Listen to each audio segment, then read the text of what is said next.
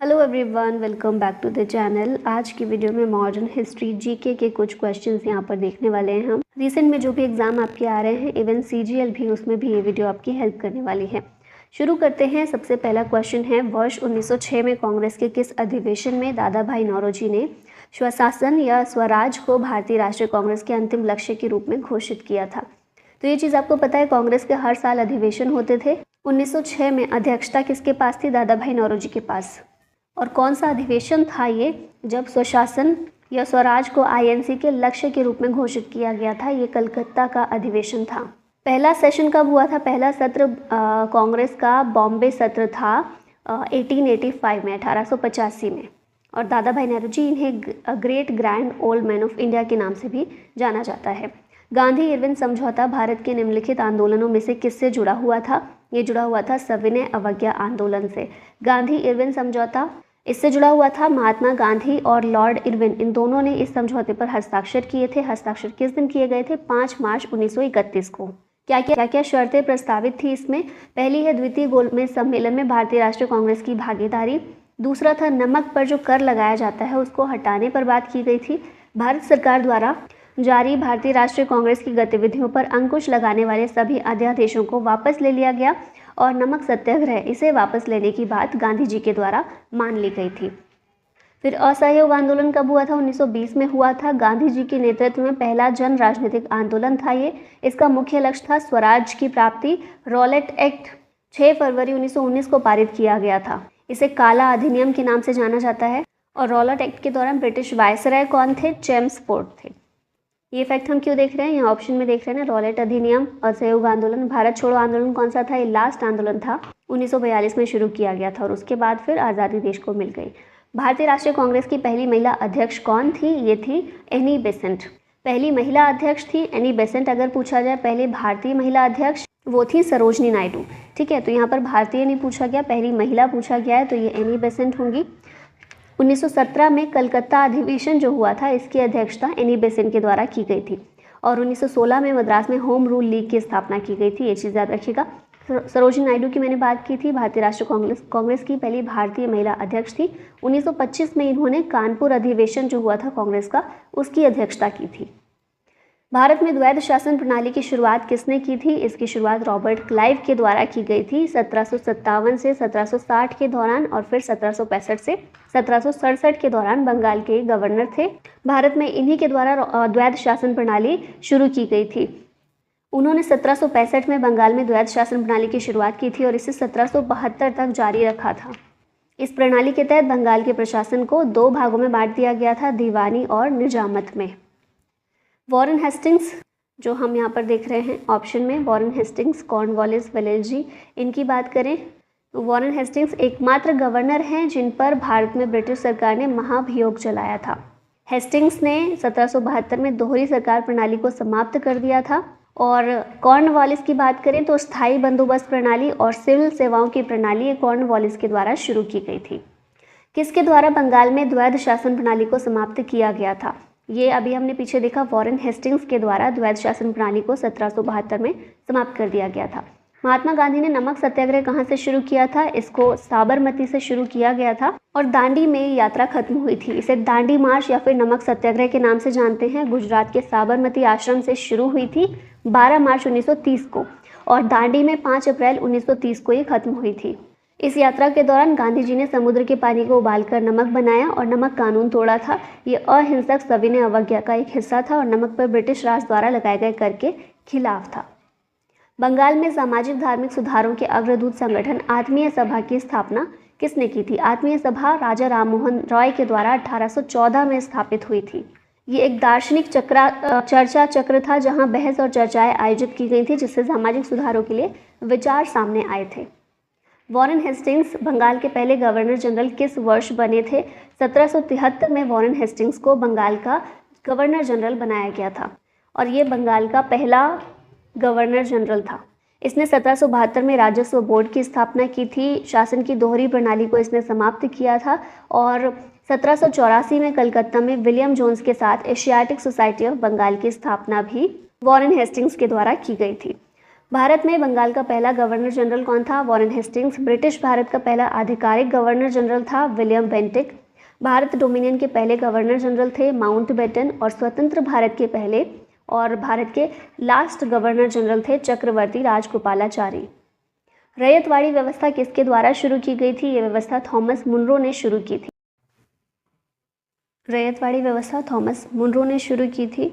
उन्होंने मई 1820 में मद्रासी गवर्नर के रूप में थॉमस मुनरो को अपॉइंट किया गया था। ब्रिटिश भारत था उस समय पर, तो उस समय लागू की गई थी और इसे भूमि राजस्व प्रणाली के तौर पर जाना जाता था, रैयतवाड़ी व्यवस्था को। इसमें क्या होता था कि किसानों को ज़मीन का मालिकाना हक दिया जाता था और वे सीधे कंपनी को भू राजस्व देते थे।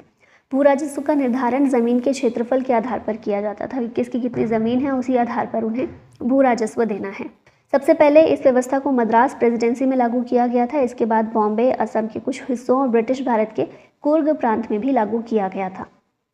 1942 के क्रिप्स प्रस्ताव के संदर्भ में निम्नलिखित में से कौन सा कथन सही है? तो यहाँ ऑप्शन डी करेक्ट है। भारत को डोमिनियन स्टेटस देने और एक भारतीय संघ बनाने का प्रस्ताव रखा गया था क्रिप्स प्रस्ताव में। बाकी जो ऑप्शन हैं ये गलत हैं। इसे अमेरिकी आक्रमण के खिलाफ ब्रिटिश युद्ध प्रयासों के लिए भारतीय सहयोग प्राप्त करने के लिए भारत भेजा गया था, तो ये गलत है। वेवेल को हटाने की पेशकश की, ये भी गलत होगा। और युद्ध समाप्त होने के बाद पूर्ण स्वतंत्रता की बात कहीं भी नहीं की गई थी। ठीक है, नेक्स्ट क्वेश्चन, निम्नलिखित भारतीय समाचार पत्रों में से किसे लाइसेंसिंग विनियम अधिनियम 1823 के कारण अपना प्रकाशन रोकना पड़ा था? यह मिरात उल अखबार, ऑप्शन सी करेक्ट है। लाइसेंसिंग विनियम अधिनियम 1823, इन नियमों के अनुसार बिना लाइसेंस के प्रेस शुरू करना या उसका उपयोग करना एक दंडनीय अपराध था। मिरात उल अखबार 1823 में इसकी शुरुआत हुई थी। राजा राममोहन द्वारा स्थापित पहली फारसी पत्रिका थी। गांधी जी द्वारा किस हिंसक घटना के बाद असहयोग आंदोलन को वापस ले लिया गया था? तो ये चौरी चौरा की घटना हुई थी, जिसके बाद असहयोग आंदोलन इनके द्वारा वापस लिया गया। महात्मा गांधी ने अछूतों के उत्थान के लिए अपने कार्य के लिए किसे गुरु की उपाधि दी थी? तो सुंदरलाल शर्मा को गांधी जी के द्वारा गुरु की उपाधि दी गई थी। अछूतों के उत्थान के लिए इन्होंने बहुत काम किया था। 1925 में सुंदरलाल शर्मा के नेतृत्व में अछूतों के उत्थान के लिए एक कार्यक्रम शुरू किया गया था। 23 नवंबर 1925 को पंडित सुंदरलाल शर्मा ने हरिजनों को राजिम के राजीव लोचन मंदिर में प्रवेश कराया था। इसी काम के लिए इन्हें गुरु की उपाधि महात्मा गांधी के द्वारा दी गई थी। निम्नलिखित में से कौन क्रांतिकारी समूह नौजवान भारत सभा के सक्रिय सदस्य थे? ये दुर्गावती देवी हैं। ब्रिटिश शासन के खिलाफ भारत में जो सशस्त्र क्रांति हुई थी उसमें सक्रिय रूप से इन्होंने भाग लिया था और नौजवान भारत सभा की एक सक्रिय सदस्य थी। नौजवान भारत सभा की स्थापना भगत सिंह ने की थी 1926 में। भारत छोड़ो आंदोलन के दौरान निम्नलिखित में से कौन सा लोगों में आक्रोश का कारण नहीं था? भारत छोड़ो आंदोलन के दौरान में शिमला सम्मेलन की विफलता आक्रोश का कोई कारण नहीं था। इसके अलावा देखें, खाद्य पदार्थों की बढ़ती कीमतों के खिलाफ असंतोष था लोगों में, द्वितीय विश्व युद्ध में अंग्रेजों की पराजय की खबर थी और दक्षिण पूर्व एशिया में भारतीय प्रवासियों के साथ नस्लवादी व्यवहार हो रहा था। ये सभी आक्रोश के कारण थे जिस वजह से भारत छोड़ो आंदोलन शुरू किया गया था। शिमला सम्मेलन की विफलता कारण नहीं था। शिमला सम्मेलन या फिर इसे वेवेल योजना भी कहते हैं, 1945 में ये हुआ था सम्मेलन और भारत छोड़ो आंदोलन 1942 का था, है ना। तो 1942 में क्या आया था? क्रिप्स मिशन आया था। क्रिप्स मिशन की विफलता एक मुख्य कारण था भारत छोड़ो आंदोलन का। शिमला सम्मेलन ये काफ़ी बात का है। लखनऊ समझौता या लखनऊ पैक्ट पर हस्ताक्षर किस वर्ष किए गए थे? इस पर 1916 में हस्ताक्षर किए गए। वर्ष 1907 में कांग्रेस के किस अधिवेशन में गर्मपंथियों और नरमपंथियों के बीच विभाजन हुआ था? ये सूरत का अधिवेशन था, 1907 में हुआ था। और गरम दल और नरम दल, दो दलों में कांग्रेस बट गई थी। इसी को सूरत विभाजन कहते हैं। 1907 के अधिवेशन की अध्यक्षता रास बिहारी घोष के द्वारा की गई थी। ठीक है, poverty and un British rule in India पुस्तक के लेखक कौन थे? इस पुस्तक को दादा भाई नेहरू के द्वारा लिखा गया। महात्मा गांधी को केवल एक बार भारतीय राष्ट्रीय कांग्रेस के अध्यक्ष के रूप में चुना गया था। किस सत्र में ऐसा हुआ था? ये सत्र था बेलगाम अधिवेशन 1924 का, जब भारतीय राष्ट्रीय कांग्रेस की अध्यक्षता महात्मा गांधी ने की थी और ये एक ही बार की थी। कौन सा अधिवेशन था? 39वां अधिवेशन था। महात्मा गांधी की अध्यक्षता वाला एकमात्र सत्र था। फिर ऑप्शन में जो बाकी दिए हुए हैं, अमृतसर अधिवेशन 1919 का मोतीलाल नेहरू ने इसकी अध्यक्षता की थी। लाहौर अधिवेशन 1929 की अध्यक्षता जवाहरलाल नेहरू ने की थी और लखनऊ अधिवेशन 1936 इसकी अध्यक्षता भी जवाहरलाल नेहरू के द्वारा की गई थी। राष्ट्रवादी संगठन पूना सार्वजनिक सभा की स्थापना किस वर्ष में हुई थी? इसकी स्थापना 1870 में हुई थी एमजी रानाडे के द्वारा। क्यों की गई थी? सरकार के प्रति लोगों की आकांक्षाओं का प्रतिनिधित्व करने के लिए की गई थी। पूना सार्वजनिक सभा 1870 में पुणे में स्थापित एक सामाजिक राजनीतिक संगठन है। ब्रिटिश वस्तुओं का बहिष्कार शब्द का प्रयोग निम्नलिखित में से किस आंदोलन में किया गया था? इसे स्वदेशी आंदोलन के द्वारा किया गया था। स्वदेशी मतलब देश की चीज़ें इस्तेमाल करनी है, देश में बनी हुई चीज़ें इस्तेमाल करनी है, तो इसी के दौरान ब्रिटिश वस्तुओं का बहिष्कार शुरू किया गया था और इस शब्द का प्रयोग किया गया था। आंदोलन में भारत के लोगों ने ब्रिटिश वस्तुओं का बहिष्कार किया और स्वदेशी वस्तुओं का उपयोग करना शुरू कर दिया था। भारतीय राष्ट्रीय कांग्रेस के पहले मुस्लिम अध्यक्ष कौन थे? ये बदरुद्दीन तैयब थे। कांग्रेस के पहले मुस्लिम अध्यक्ष थे। बॉम्बे उच्च न्यायालय के बैरिस्टर के रूप में अभ्यास करने वाले पहले भारतीय थे। उन्होंने भारतीय राष्ट्रीय कांग्रेस के तीसरे अध्यक्ष के रूप में कार्य किया था। बदरुद्दीन तैयब के बाद रहमतुल्लाह एम सयानी अध्यक्ष के रूप में सेवा करने वाले दूसरे मुस्लिम थे। जलियांवाला बाग हत्याकांड कब हुआ था? ये सबको पता ही है। 13 अप्रैल 1919 में ये घटना हुई थी।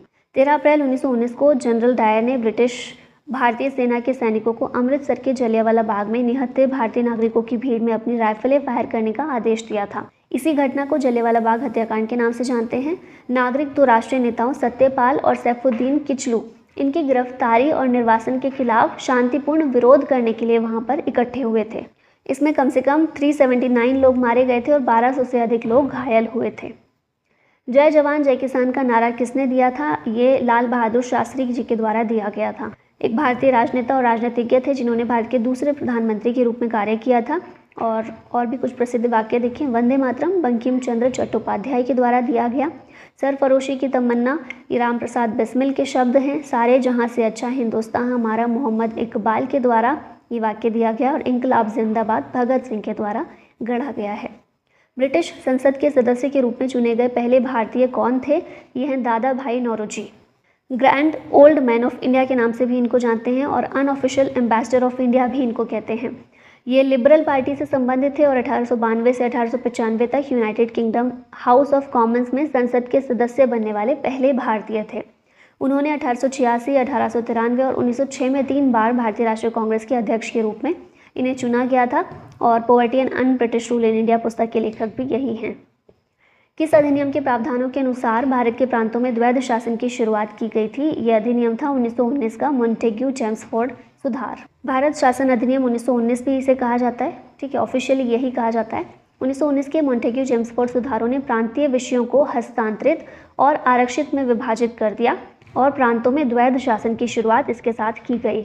इसने भारत में पहली बार द्विसदनवाद, बाइकैमरलिज्म और प्रत्यक्ष चुनाव की भी शुरुआत की थी। किस अधिनियम ने प्रांतों में द्वैध शासन को समाप्त कर दिया और इसके स्थान पर प्रांतीय स्वायत्तता की शुरुआत की थी? तो पीछे हमने क्या देखा? द्वैध शासन की शुरुआत प्रांतों में 1919 के अधिनियम में शुरू हुई थी। तो 1935 का जो भारत सरकार अधिनियम था इसमें इसको खत्म कर दिया था, प्रांतों में द्वैध शासन समाप्त कर दिया था 1935 के भारत सरकार अधिनियम में। इसे भारतीय संविधान का खाका भी कहा जाता है। इस अधिनियम ने प्रांतों में द्वैध शासन को समाप्त कर दिया और इसके स्थान पर प्रांतीय स्वायत्तता की शुरुआत की थी। इस अधिनियम ने केंद्र में द्वैध शासन की शुरुआत की थी, प्रांतों में खत्म कर दिया और केंद्र में द्वैध शासन शुरू किया था। निम्नलिखित में से किस वायसराय ने 1882 में हंटर आयोग की नियुक्ति की थी? यह रिपन, ऑप्शन बी करेक्ट है। 1882 में हंटर आयोग इसके द्वारा गठित किया गया था, विलियम हंटर की अध्यक्षता में। इस आयोग को भारत में शिक्षा की जांच के लिए नियुक्त किया गया था। भारत के किस गवर्नर जनरल ने भारत में अंग्रेजी शिक्षा की शुरुआत की थी? ये था विलियम बेंटिक। भारत में इंग्लिश मीडियम की शुरुआत की गई थी। अंग्रेजी को शिक्षा का माध्यम बनाया गया था 1835 में। भारत में अंग्रेजी की शुरुआत करने वाले पहले भारत के गवर्नर जनरल बेंटिक थे। विलियम बेंटिक ने 1833 का चार्टर अधिनियम भी पारित किया था। विलियम बेंटिक भारत के पहले गवर्नर जनरल थे। और सती प्रथा की समाप्ति भी 1829 में विलियम बेंटिक के द्वारा की गई थी। सर्वेंट्स ऑफ इंडिया सोसाइटी की स्थापना किसने की थी? इसे गोपाल कृष्ण गोखले के द्वारा स्थापित किया गया था। कब किया गया था? 1905 में। समाज सेवा और सुधारों के लिए समर्पित लोगों का एक समूह बनाने के लिए इसकी स्थापना की थी। अकाल राहत संघ संगठन, सहकारिता और आदिवासियों और वंचितों के उत्थान के क्षेत्र में इस सोसाइटी ने सराहनीय कार्य किया था। ब्रिटिश द्वारा विकसित भारत रेलवे प्रणाली का मुख्य उद्देश्य किसके बीच यातायात को सुविधाजनक बनाना था? यह कच्चे माल का स्रोत और उत्पादन केंद्र, ऑप्शन सी करेक्ट है। डलहौजी के समय पहली यात्री रेलगाड़ी 16 अप्रैल 1853 को बॉम्बे और थाने के बीच चलाई गई थी। लेकिन रेल नेटवर्क बनाने का उद्देश्य भारत का विकास नहीं था, ये तो हम सबको पता ही है।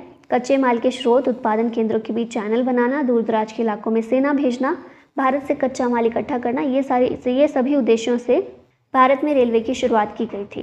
निम्नलिखित में से कौन सत्यार्थ प्रकाश पुस्तक के लेखक हैं? ये हैं दयानंद सरस्वती। 1875 में इनके द्वारा ये बुक प्रकाशित की गई थी। प्रथम आंग्ल सिख युद्ध के दौरान भारत के गवर्नर जनरल कौन थे? ये थे हार्डिंग। पहला एंग्लो सिख युद्ध सिख साम्राज्य और ईस्ट इंडिया कंपनी के बीच 1845 और 1846 के बीच लड़ा गया था।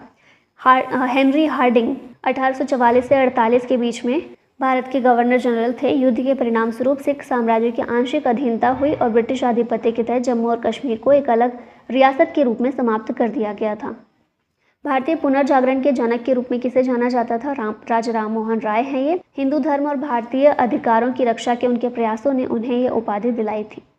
कलकत्ता, बॉम्बे और मद्रास विश्वविद्यालय कब स्थापित किए गए थे? इन्हें 1857 में स्थापित किया गया था। उस समय भारत का गवर्नर जनरल था कैनिंग। उस भारतीय का क्या नाम था जिन्होंने तीनों गोलमेज सम्मेलन में भाग लिया था? ये थे भीमराव अंबेडकर। पहला गोलमेज सम्मेलन 22 नवंबर 1930 से 13 जनवरी 1931 तक हुआ। दूसरा 7 सितंबर 1931 से 1 दिसंबर 1931 तक और तीसरा गोलमेज सम्मेलन 17 नवंबर 1932 से लेकर 24 दिसंबर 1932 तक होता है। कृषि भारत की आत्मा है, वक्तव्य किसने दिया है? ये वक्तव्य महात्मा गांधी के द्वारा दिया गया है। गांधी जी का मानना था कि भारत गांव में बसता है और कृषि भारत की आत्मा है। करो या मरो का नारा इन्होंने अगस्त 1942 में शुरू हुए भारत छोड़ो आंदोलन के दौरान दिया था। गांधी ने अपनी आत्मकथा the story of my experiment with truth भी लिखी थी। 1613 में अंग्रेजों ने अपनी पहली फैक्ट्री भारत में कहाँ स्थापित की थी? ये सूरत में स्थापित की गई थी। 1613 में भारत में अपनी पहली फैक्ट्री अंग्रेजों ने सूरत में स्थापित की थी और इसके लिए उन्होंने किससे अनुमति ली थी? मुगल बादशाह जहांगीर से अनुमति ली थी। इससे पहले 1611 में अंग्रेजों ने मछलीपट्टनम में अपना पहला अस्थायी कारखाना खोला था। प्लासी का युद्ध किस वर्ष लड़ा गया था? इसे 1757 में लड़ा गया था। 23 जून 1757 को उत्तर पूर्वी भारत में लड़ी गई थी। इस युद्ध में ब्रिटिश ईस्ट इंडिया कंपनी की सेनाओं ने बंगाल के अंतिम नवाब सिराजुद्दौला और उनके फ्रांसीसी सहयोगियों की सेनाओं से मुकाबला किया था। रॉबर्ट क्लाइव के नेतृत्व में ब्रिटिश ईस्ट इंडिया कंपनी की सेनाओं ने नवाब सिराजुद्दौला को हराया था। बक्सर के युद्ध के समय दिल्ली का शासक कौन था? इस समय शाह आलम द्वितीय दिल्ली का शासक था। बक्सर का युद्ध हुआ कब था? 1764 में। दिल्ली का शासक मुगल सम्राट शाह आलम द्वितीय था। इस युद्ध में ब्रिटिश ईस्ट इंडिया कंपनी की सेना ने अवध के नवाब शुजाउद्दौला, बंगाल के नवाब मीर कासिम और मुगल सम्राट शाह आलम द्वितीय की संयुक्त सेनाओं को हराया था। इस युद्ध में ब्रिटिश कमांडर हेक्टर मुनरो ने नेतृत्व किया था। अंग्रेजों ने श्रीरंगपट्टनम की संधि किसके साथ की थी? इसे टीपू सुल्तान के साथ में किया गया था। 18 मार्च 1792 को अंग्रेजों ने मैसूर के शासक टीपू सुल्तान के साथ ये संधि की थी। इस संधि ने तीसरे एंग्लो मैसूर युद्ध को खत्म किया था। किसने इसमें हस्ताक्षर किए थे? ब्रिटिश ईस्ट इंडिया कंपनी की ओर से कॉर्नवालिस ने, हैदराबाद के निजाम के प्रतिनिधि, मराठा साम्राज्य के प्रतिनिधि और मैसूर के शासक टीपू सुल्तान, इन सभी ने इस पर हस्ताक्षर किए थे। कौन भारत का एकमात्र यहूदी वायसराय था? ये था लॉर्ड रीडिंग। अंग्रेजी वायसरायों में रीडिंग एकमात्र यहूदी वायसराय थे जिनका कार्यकाल 1921 से 26 तक था। 1857 की क्रांति सर्वप्रथम कहाँ से शुरू हुई थी? ये मेरठ से शुरू हुई थी 10 मई 1857 को। ब्रिटिश ईस्ट इंडिया कंपनी के भारतीय सैनिकों के द्वारा ये विद्रोह किया गया था और बैरकपुर छावनी में मंगल पांडे ने इसकी शुरुआत की थी।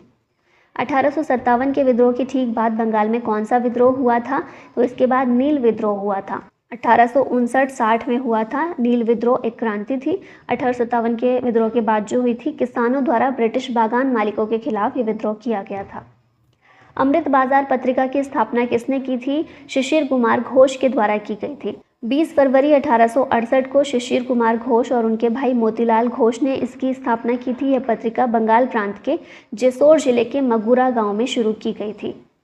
किस गवर्नर जनरल के समय भारतीय भाषा प्रेस अधिनियम समाप्त किया गया था? ये था रिपन, जिसके समय भारतीय भाषा प्रेस अधिनियम को यानी कि वर्नाकुलर प्रेस एक्ट 1878 को ख़त्म कर दिया गया था 1882 में। रिपन 1880 से 84 भारत का वायसराय था और लिटन जो है ये 1878 में इस एक्ट को, वर्नाकुलर प्रेस एक्ट को 1878 में लिटन ने पारित किया था और रिपन ने इसको निरस्त किया था। दोनों नाम याद रखिएगा। गुलामगिरी के लेखक कौन थे? ये थे ज्योतिराव फुले।